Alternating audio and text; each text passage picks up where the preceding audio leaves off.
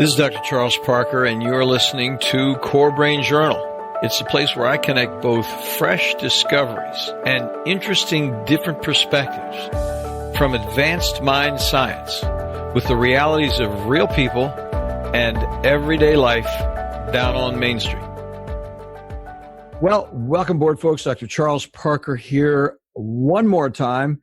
And we're taking another trip down the road that so many of us want to take. It's the reason we have a lot of listeners here at CoreBrain Journal, because really what's going on with the evolution of brain science is looking more carefully at who we are as individuals, where we're going in our lives, what are the things that we can actually do to improve our lives and the lives of the people we touch.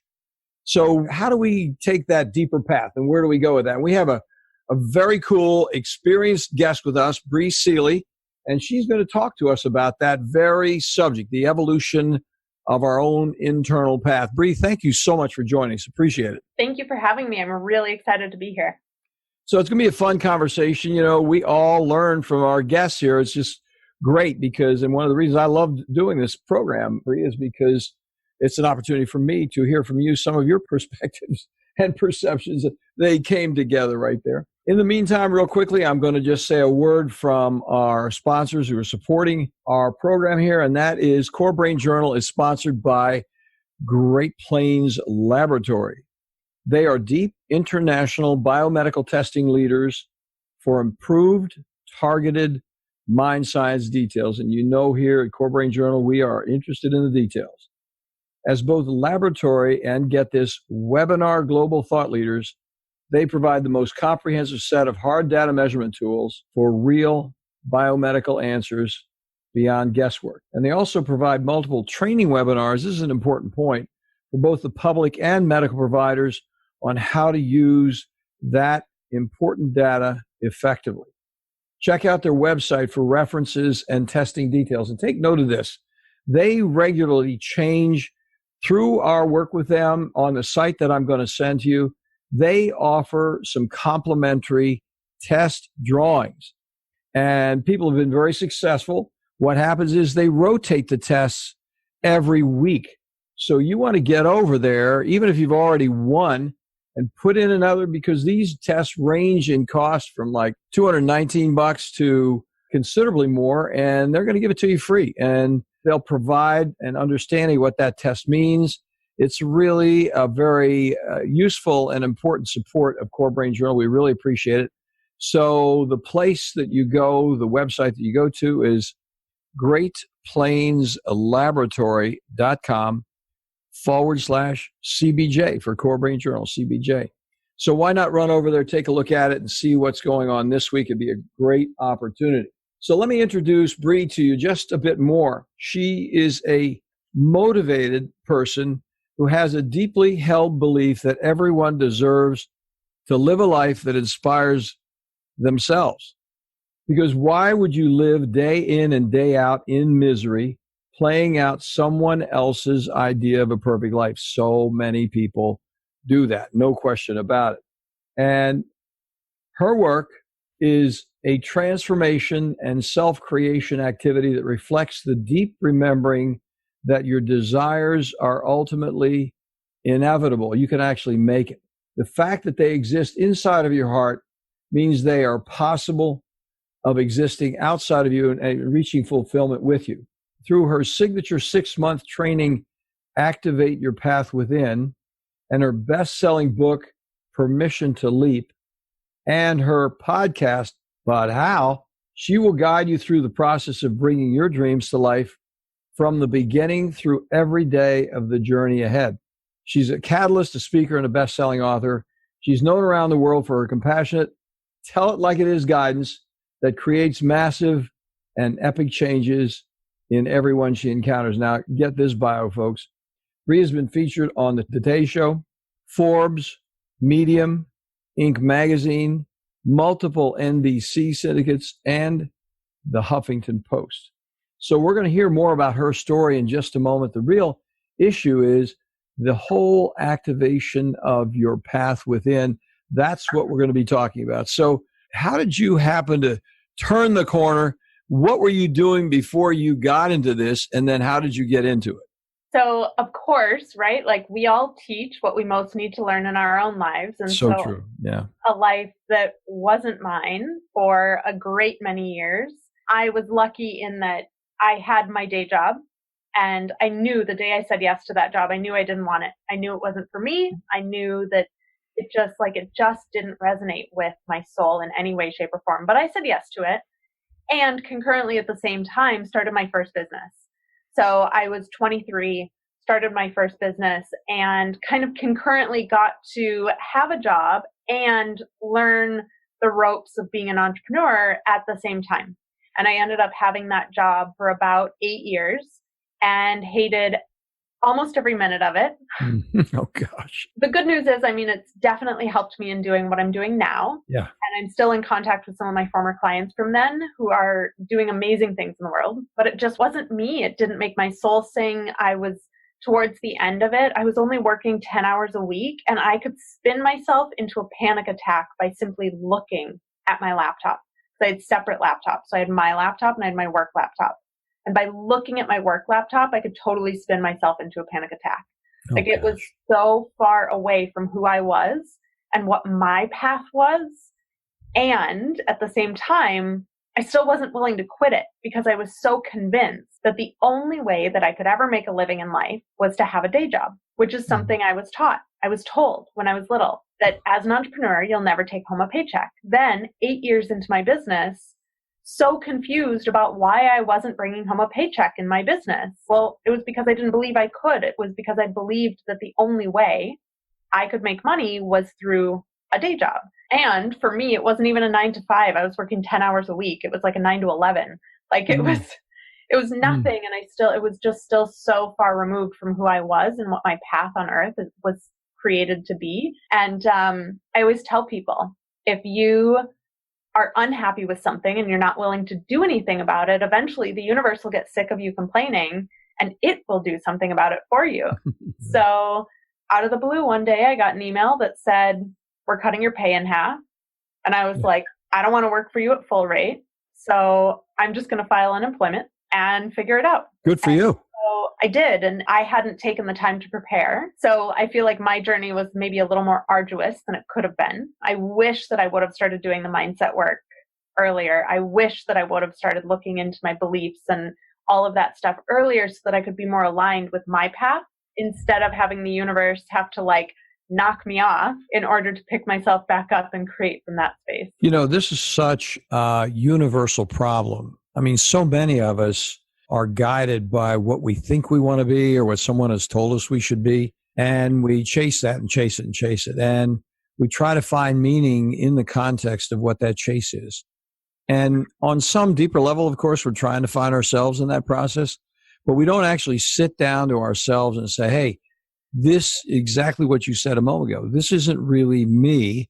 I'm chasing something that isn't me. And in truth, I can't really attain it. And so many people that I listen to and so many people we've had as guests here look at that transformational moment, however painful it is, as their opportunity to take that next big step. And that's where you come in. Which is luckily what I did as well, right? Because here I was, my income was being ripped away from me. I had no idea how I was going to make a living. I was running my business, but I wasn't making enough to pay myself. And I luckily had just been at a conference and I had heard Arianna Huffington speak, and she had talked about the fact that there's always a silver lining.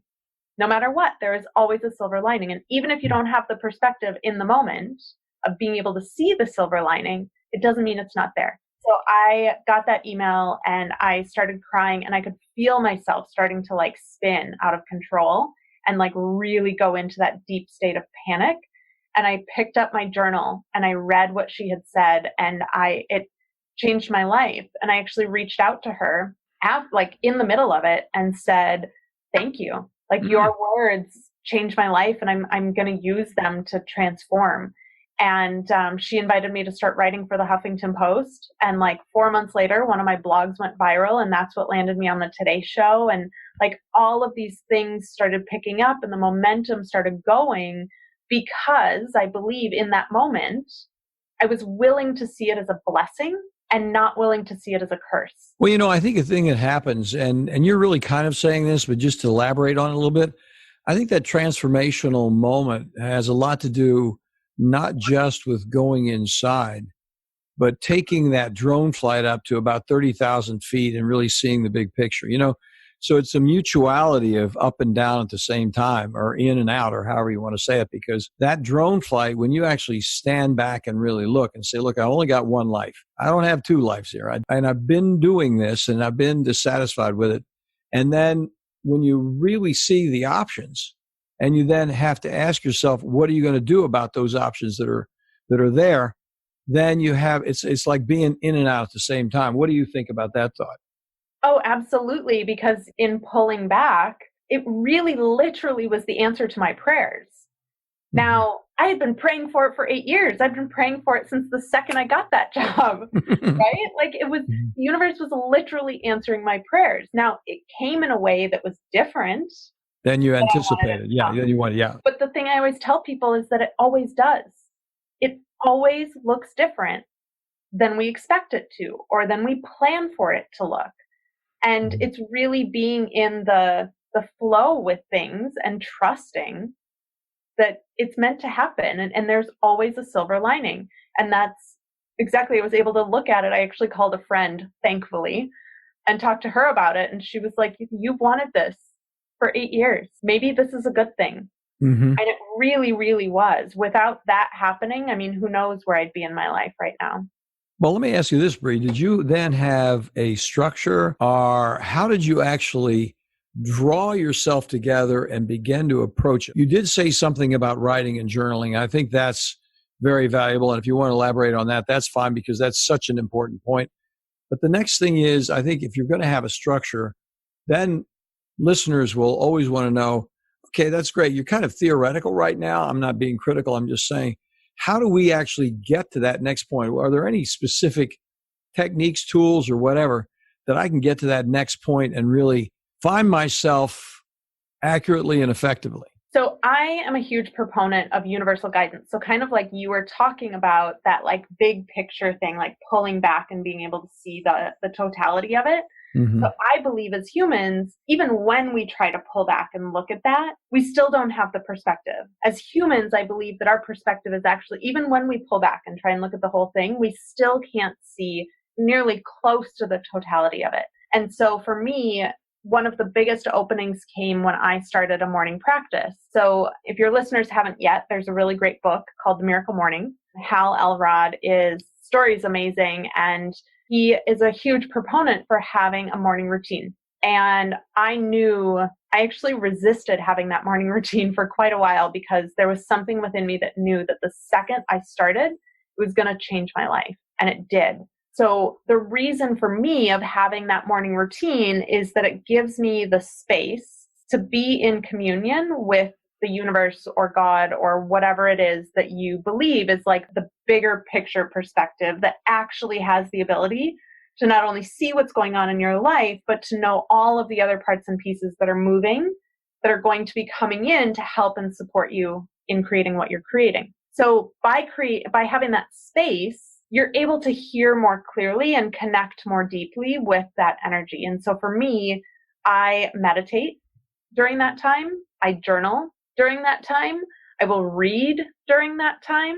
I'll go for walks and do some physical movement or some yoga during that time. Hal also recommends affirmations during that time. And there's one more that he recommends, and I can't remember it off the top of my head, but really it's every day for me, my morning routine looks different.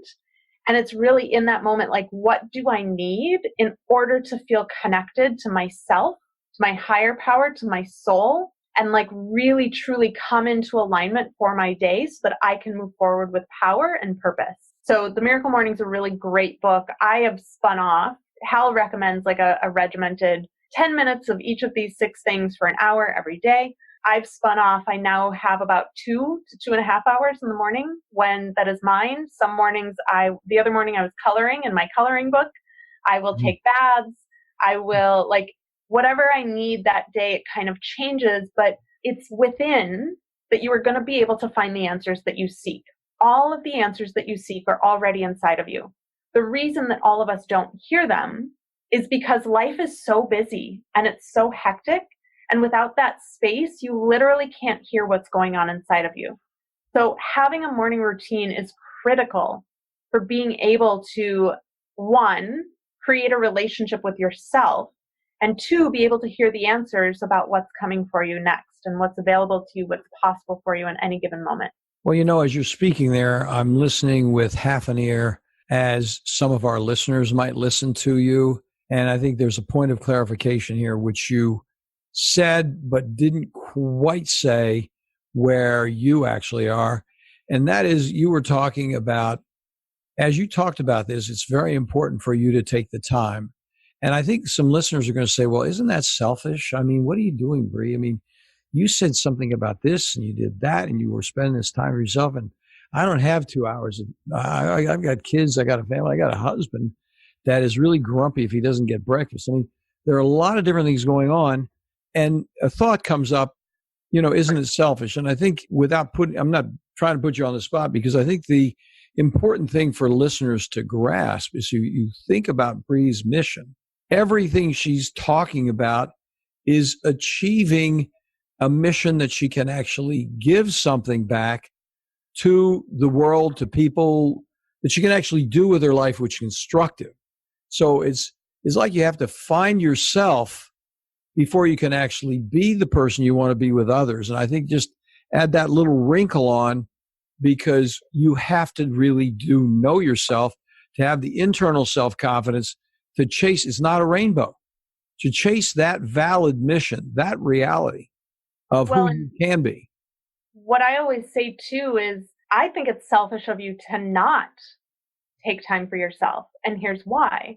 Because if you're not filling yourself up every day, you are going out and being of service in the world as an empty shell. So you are getting your husband breakfast as an empty shell because you haven't taken time to be full of yourself, right? Like you're serving your children from a place of emptiness, not a place of fullness. And I'm not a mom, and I will never be a mom, but I know enough, and I interact with enough moms to know that you don't want to be engaging with your child from a place of emptiness. You want to be able to give them all of the fullness that is you. And the only way that you can do that is by taking time for yourself every single day. If you are operating from a place of constant depletion, you are doing no one any favors, no one whatsoever. So my invitation is always, if it's 20 minutes, make the time. Let's be honest, no one has time. I could be working way more than I am. Luckily, I don't need to, and I don't want to. And so I'm able to give myself 2 hours every day, but give yourself 20 minutes. It is literally the most selfless thing, I think, that any of us could ever do. Yeah, I think you kind of find my experience with this is, and I'm not as evolved with this concept as you are, because you've been practicing and talking about it. I think I've been talking about it and practicing it in different ways throughout my lifetime as well. And really, it's the reason I so often, when I'm talking to colleagues or friends, I say, on with you on the path, So the path is really a developmentally positive activity where you're actually, in fact, making contributions from a source of inner strength, which is what you're saying. If you are empty, there is no strength, you're guesswork. Personally, you don't know me and I don't know you well, but know you a little bit. What I'm so much against is guesswork. And when you do this practice, tell me, am I right or wrong? You get a guidance internally of what your path is, and you grow in confidence that you're going to do this come hell or high water. Your determination increases because you really know who you are, as opposed to, I'm not sure, here's another day, let me try this. And your guesswork is out and the mission is on. Absolutely. And for me, it helps because being an entrepreneur is a little hard, and that you wake up every day, you don't have someone telling you what to do. Like if you're at a corporate job, you get to work, someone tells you exactly what your tasks are. As an entrepreneur, I don't have that. And so my only guidance system every day is my higher self, the universe. And in order for me to be on purpose and be on my path, I have to connect into that energy. I don't have a choice. Otherwise, I'm fumbling around being like, well, I don't really know what I'm doing. maybe I'll try this here and maybe I'll try that there.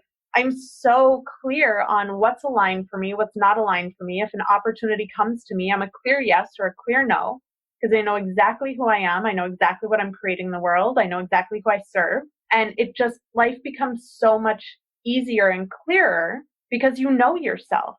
You know what you're here for. You have that North Star. And every single day, the things you do, the conversations you have, the lives you touch are all guided by this bigger vision, this bigger purpose. That could never come from me, that North Star. If that were to come from me, my North Star would probably be like making enough money to get by, right? Like as humans, we really, truly have no idea what our true potential is. We just don't. I think the mission really is more, as you said a moment ago, I don't remember the term you used, but it's more of a universal mission. It's more of an integrative. I don't like the word holistic because it puts it in kind of a nutritional perspective, but it's an all-encompassing. It really has to do with your entire life and the meaning of your life, which sounds grand, but that is what it is. I mean, either you have some meaning with your life and you're going to make a contribution of the time you have on this earth, or you're going to be fishing around, killing time, doing the work of others, really, because there'll be plenty of people who'll be happy to take the service. And they will then find fault with it because it isn't exactly what they wanted, because they're in a relationship with you that wants you to serve them because they don't know themselves anyway, which gets into the whole, it doesn't mean they're narcissistic, but it does get into the narcissism point. I'm not really sure about myself, but if I have enough power to get 19 people working for me, shining my shoes and being there for me, then maybe I have some meaning in my life. But I think that whole universal, what was the term you used? Was that but it's a transcendent term. I don't remember if that was universal, the term? Possibly. I try to speak in universal. So I believe that there's like one bigger energy. Yeah. And everyone calls it something different, right? There's the universe, there's spirit, there's God, there's Allah, there's Buddha, there's so many different names for it. I try to speak in the universal terms because I feel like it kind of is more of an all-encompassing commonality. And it has to do with the meaning of your entire life. So I'm going to ask you a question, just saying, we're going to take a break right now, but this is a little bit of a put you on the spot question, so you can get prepared and feel free to, answer it however you want to, of course. One of the things that occurs to me is so many people hesitate to do things like this because it, in a way, kind of separates them from their environs, their family, and so on and so forth, because it really has a certain self-modality and a measure of guilt associated with it. So that's one impediment. But the other impediment that I'm going to ask you about after we take a brief break here is, what are the pitfalls that you personally have experienced once you actually saw the larger vision of where you're going to go, who you are? And of course, no one really has the vision entirely locked down because you're still finding yourself, as I am. So I don't mean to be too reductionistic about it, but I think it is helpful for listeners to think about impediments and worries and things that may have happened to a well-informed individual like yourself, so they can, in fact, learn from any difficulties along the way. So I'll ask you that question. We'll be back, folks, in just a minute. Today, the world of mind science, psychiatry, and mental health is rapidly changing with innovative, comprehensive testing that takes both patients and practitioners into a new world of measured details with useful, understandable, and remarkably actionable plans. The key phrase here is cost-effective. Testing also introduces a key parallel word, predictability. Psychiatric treatment failure, especially after multiple medications and or brief hospitalizations, arises directly from the complexity of measurable brain-body imbalances and impediments that explicitly interfere with medical outcomes and create costly difficulties with inadequately informed supplement and medication trials over time. Great Plains provides a leadership team of biomedical experts with advanced laboratory insights, approved nationally both by the FDA and CLIA laboratory certifications, and is available internationally for both public and medical professions. Great Plains Laboratory is the primary laboratory we've used at CorePsych for years, with excellent customer service for both patients and medical colleagues. They are on the spot. They get it every time. In addition, they provide exemplary training modules, which are webinars and conferences, in an effort to broaden practice perspectives wherever you live. Do follow up on one of these complimentary test offers today at http://greatplainslaboratory.com/CBJ. Yeah, that's CoreBrain Journal CBJ. So, folks, we're back now, and this is with Bree Seeley, and she has an entire training program called Activate Your Path Within. And I'm putting her on the spot a little bit. You know, we were talking about creating an inner vision or connecting with an inner vision and really creating yourself out of that internal vision.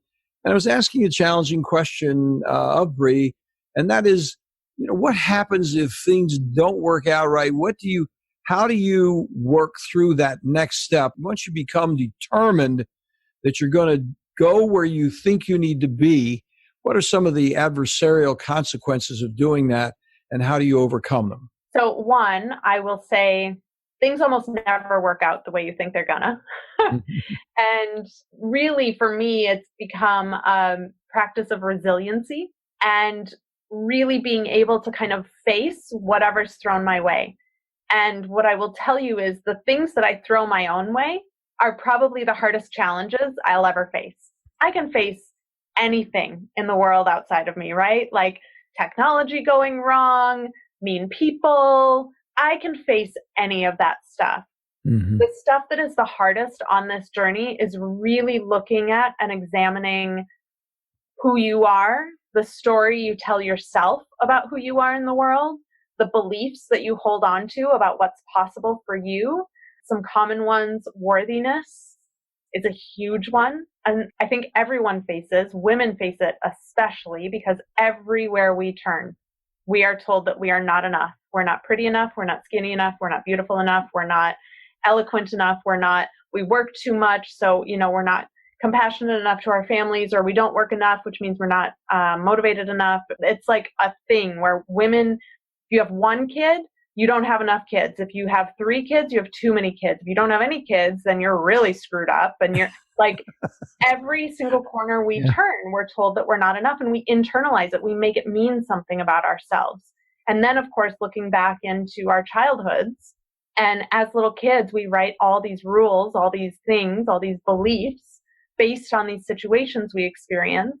And so for me, that it's that inner landscape of really diving into what emotions have I held on to in my life for the last 30 years that I haven't processed through? What beliefs am I holding on to that I picked up as a child that aren't actually mine, that I don't really want anymore? Beliefs about money, beliefs about what's possible for me, beliefs about who I am in the world. That is the hardest stuff that I've ever done. And some of it is it's really looking at your own stuff, right? Like looking at the kind of darkest, ugliest parts of yourself that on most days you'd just really rather not look at. Other thing that makes it difficult is that you can't touch it, right? The challenges that are outside of you are easy to overcome because you can see them, you can touch them. Like someone emails you and you take care of it right away, right? The inner stuff that are things that you can just not look at. You can just ignore them. I right now am working with an elephant that has been in my energetic room for 20 years. Oh, gosh. And I've just chosen not to look at it for 20 years. And now it's come to a point where I'm like, I can't not look at it.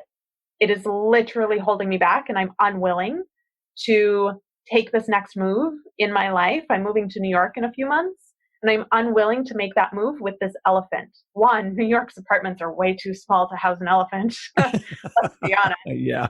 And 2, I'm just not willing to let that control my life any longer. And so it's really been the inner work that has been the most arduous, difficult part of this process.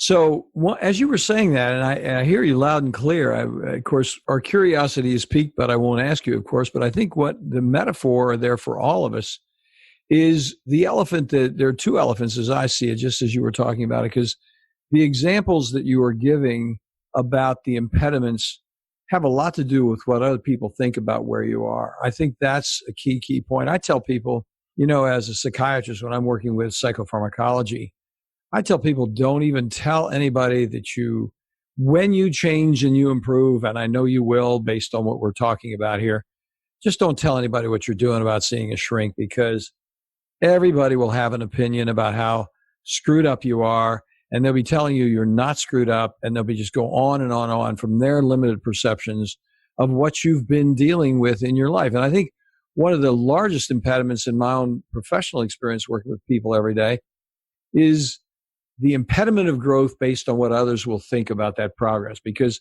people kind of don't want you to move forward, especially if they're not moving forward. So they're going to do what they can to like have a problem with you moving forward, because we got to keep you in this limited place where we can touch you and keep you there. We really like you to be of service to us. So if you can stay of service, then we're going to be reassured. Well, have you heard of the crab pot mentality? No, go ahead. That sounds interesting. So I used to live in Washington. So we used to like literally boil crabs, like live ones. They were delicious. Sounds like fun. There are probably big ones out in Washington too. Oh, so beautiful and so delicious. Oh, they were so good. Mm-hmm. But my boyfriend would get home and I'd have the big pot boiling, right? And you throw all the crabs in the boiling water. Well, what happens when one of them wants to try and escape and try and like climb out of the pot is that the crabs at the bottom will literally pull it back down. Is that right? That is an interesting point. It's really interesting when it comes to psychology and it comes to us as humans, because humans do this. They absolutely do this. I was getting ready 9 years ago to leave that boyfriend, and my best friend at the time was like, but you're really happy. Like, shouldn't you be happy? Like, he's really good to you. You should just stay where you are. Why would you ever break up with him? And I was like, I'm not happy. I'm miserable. If I'm not working, I'm sleeping. I'm so depressed. I can't continue living like this. And she's like, you would be a fool to break up with him. And it was so illuminating to me, because I was like, it's very interesting. And it's true that there are a lot of people where your growth is going to make them uncomfortable. And it has nothing to do with you. I have a client right now who quit her corporate job, and she desperately wants to travel the world. And she has not yet wrapped her mind around, how do I travel the world and make money? So we're working through that right now, but everyone around her is constantly asking her, well, you can't, how are you going to make money with that? You can't make money with that. So she's decided that, just like you said, he doesn't talk to those people about it anymore, because they're pulling her back into the crab pot to be boiled with them. Ouch. Yeah, it sounds so completely true. I mean, we've seen this a lot. I know when I started doing brain scans up in DC with Dr. Amen out in California, I told Amen that he needed an East Coast office, and I was the man, and I wanted to learn brain scans. And so many people in town here said, that is totally crazy. Don't do that. What are you going to do? What's it going to be? Does he know what he's talking about? It was always negative. It wasn't like, gee, that sounds interesting. I'd like to try something like that myself. It's like there were far more negatives than there were supportive positives.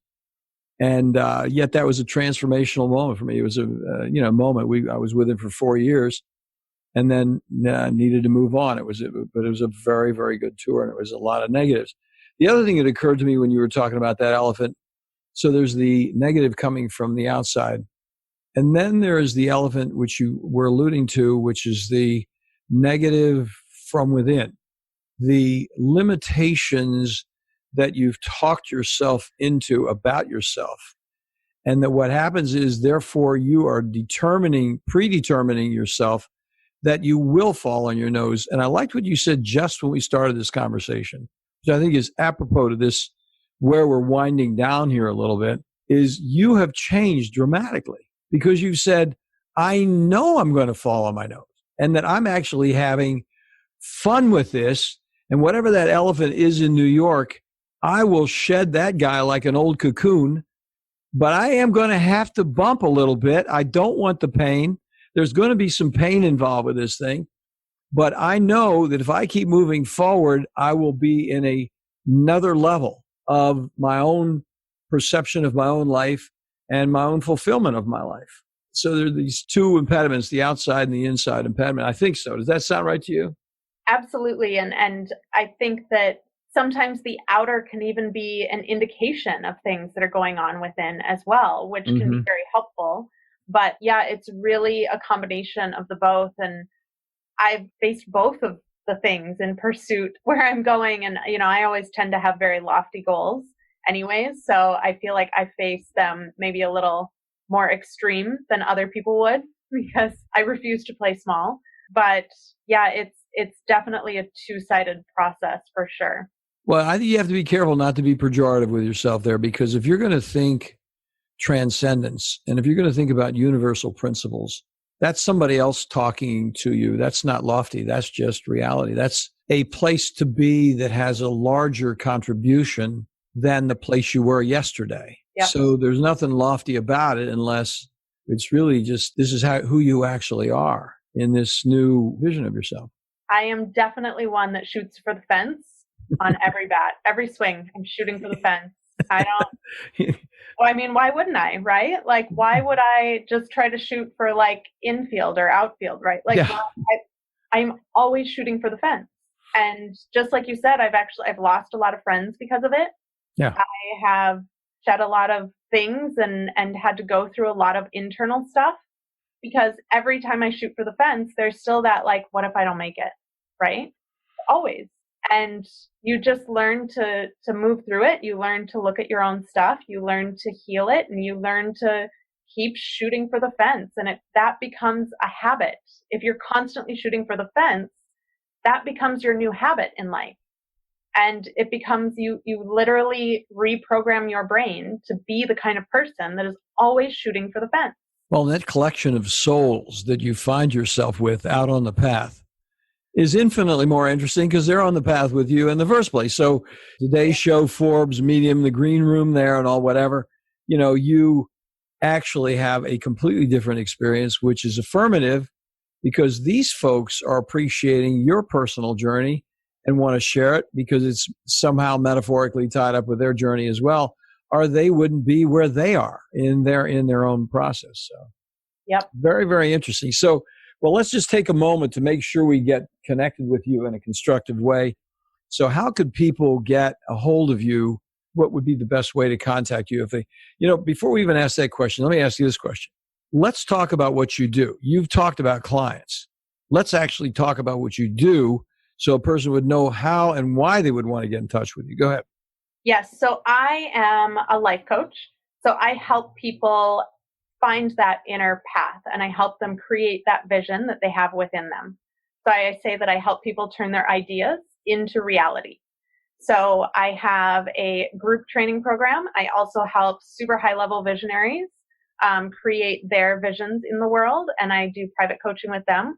I'm also a hypnotherapist, so I also do rapid transformational therapy, which is an amazing, amazing form of hypnotherapy. It's changed my life, and I knew the second I experienced it, I had to offer it to other people.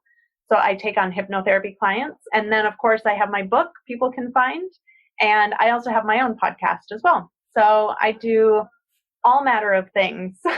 Well, you're a busy woman. You definitely are a busy woman. Now, do people work with you virtually as well? So it isn't just, you're in Colorado right now.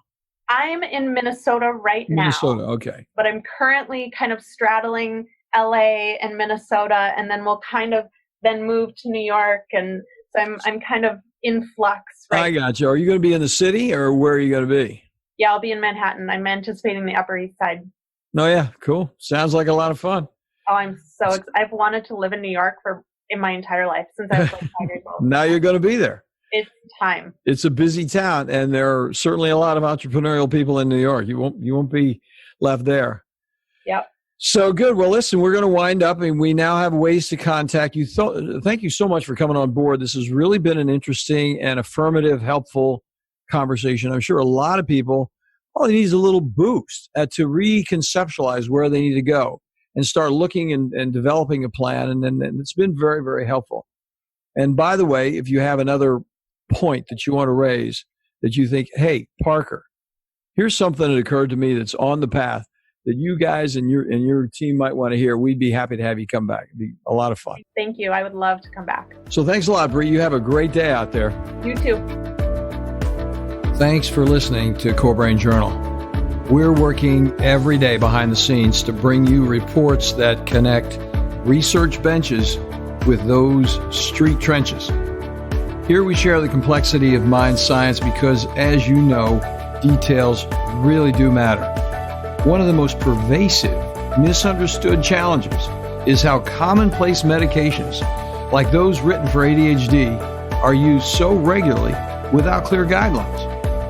If you think you'd like more specifics, take a minute to download my 2-page PDF packed with video links and references on the absolute essentials of how to start ADHD medications. They're easily available at CoreBrainJournal.com/start. Thanks for listening. Do connect and stay tuned. Together we can make a difference.